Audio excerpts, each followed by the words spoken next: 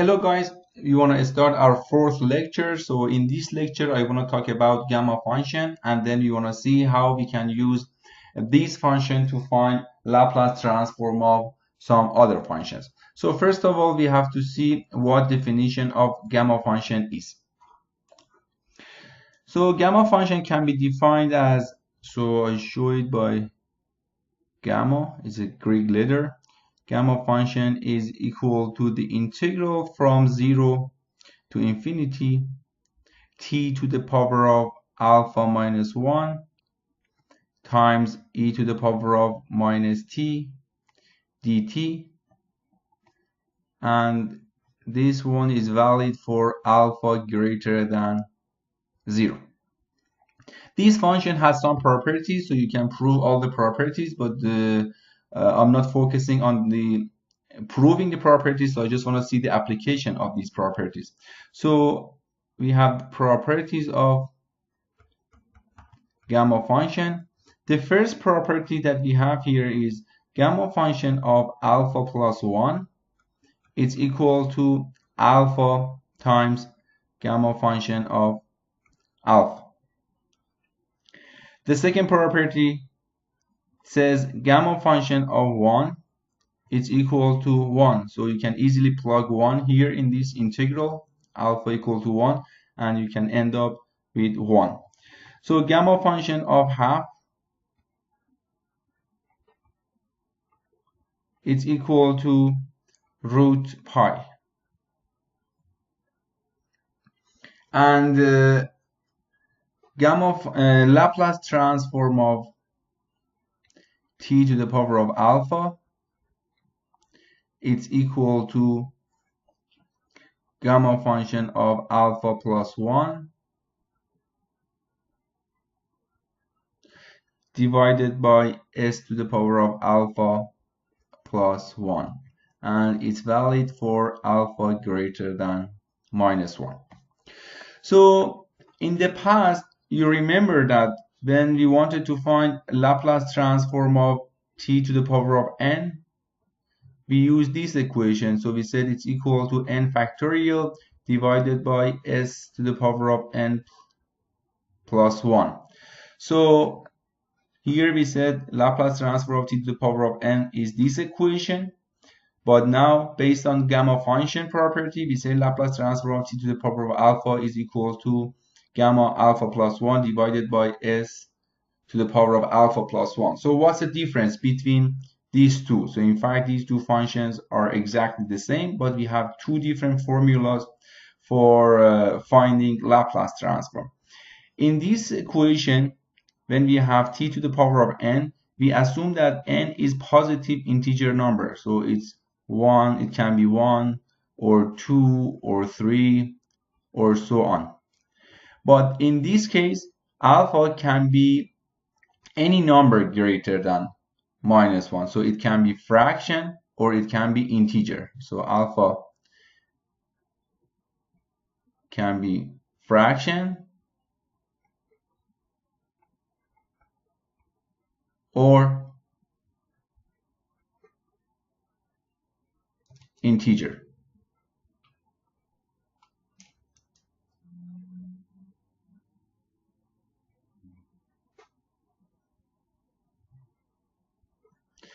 And it should be greater than minus 1. So in fact, we can use this equation, gamma function, for finding t to the power of n as well. So we're going to solve some examples and you can see how we can use them.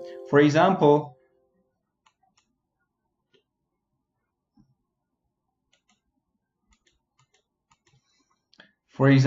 we have example.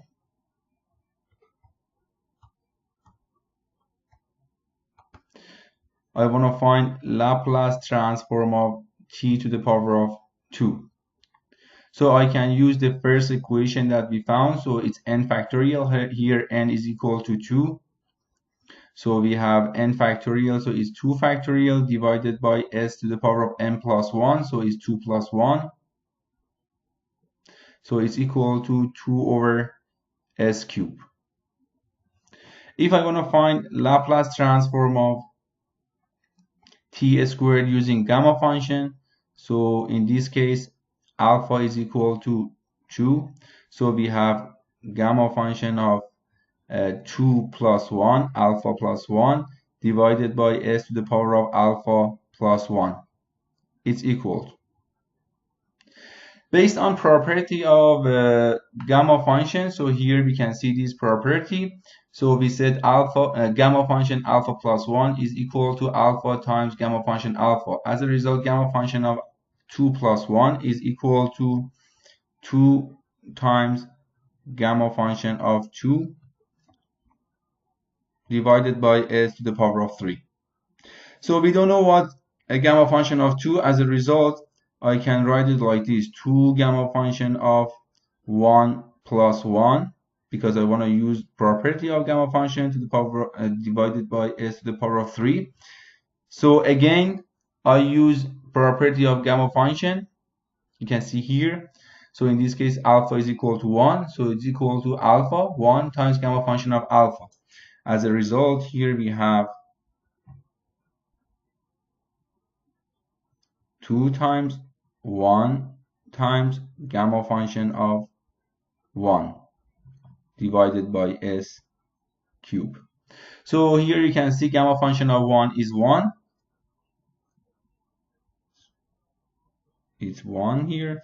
So it's equal to 2 times 1 times 1 is 2 divided by s cube. So you can see using the first equation that we had already and gamma function, we ended up with the same result. But now imagine you want to find gamma function of t to the power of minus half. So if you want to find gamma function of t to the power of minus half, you cannot use this equation anymore, because we said in this equation that we have it's valid for just positive integer number. It's not valid for fractions, but here we have t to the power of minus half. As a result, we have to use gamma function to find Laplace transform. So in the next example, we want to find Laplace transform of t to the power of minus half. So we want to find Laplace transform of, instead, Laplace transform of t to the power of minus half. So in fact, we have Laplace transform of t to the power of minus half. So I want to use gamma function because the power is fraction and it's negative. So based on definition, we said Laplace transform of t to the power of alpha is equal to gamma alpha plus 1 divided by s to the power of alpha plus 1. And the property of gamma function was gamma half is equal to root pi, so we had it. And gamma function of alpha plus 1 is equal to alpha gamma function of alpha. So for finding gamma function Laplace transform of t to the power of minus half, so in fact alpha here is minus half. It's equal to, based on this equation, so we have it's equal to gamma minus half plus 1 divided by s to the power of minus half plus 1. Minus half plus 1. Minus half plus 1 is half, so we have gamma half divided by s to the power of half. Gamma half, so we already have it as a property, so it's root pi. And s to the power of half is root s, so we can say it's equal to root pi divided by s. So we could find Laplace transform of t to the power of minus half using gamma function. Now we solve another example. In this example, we want to find Laplace transform of 8 times t to the power of 2.5. So in fact, you want to find Laplace transform of 8 times t to the power of 2.5. So I can write it like this because Laplace is a linear transform, so 8 times Laplace transform of t to the power of, so for 2.5 we can write it as 5/2. So we have 2.5 or 5/2, so it's a fraction, it's not integer number. As a result, you have to use gamma function. We already had Laplace transform of t to the power of alpha is equal to gamma alpha plus 1 divided by s to the power of alpha plus 1, and the property of gamma function was gamma alpha plus 1 is equal to alpha gamma function. So now we have these two properties. We can easily find Laplace transform of 8t to the power of 2.5. So in fact, 8 times Laplace transform of t to the power of 2 or 5/2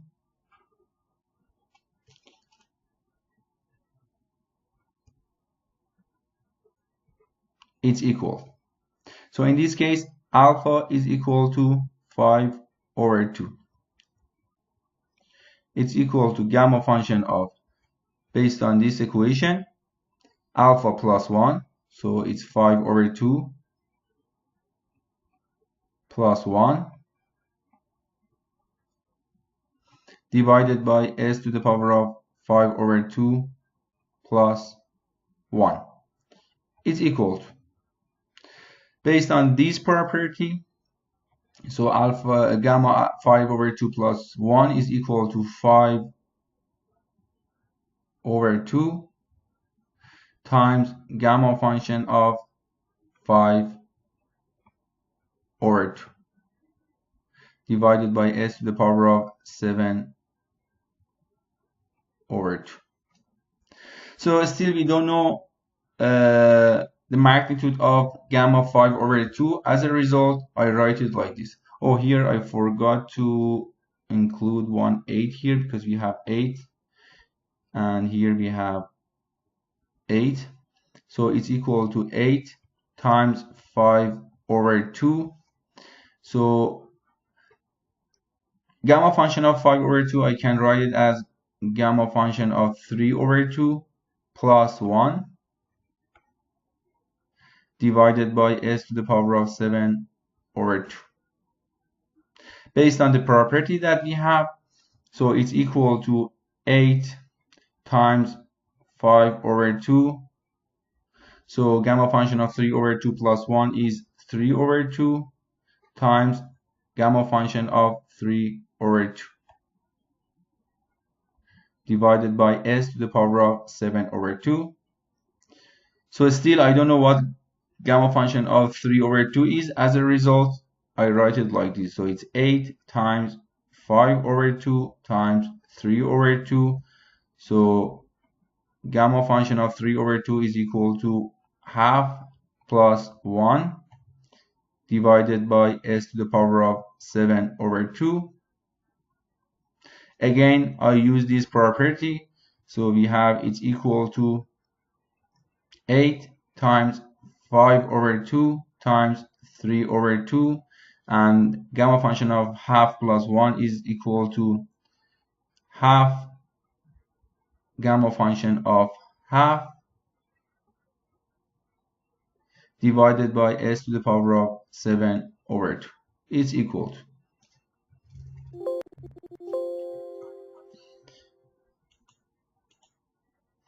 So it's equal to 8 times 5/2 times 3/2 times half, and gamma function of half, we already had it, is equal to root pi based on the property of gamma function divided by s to the power of 7/2.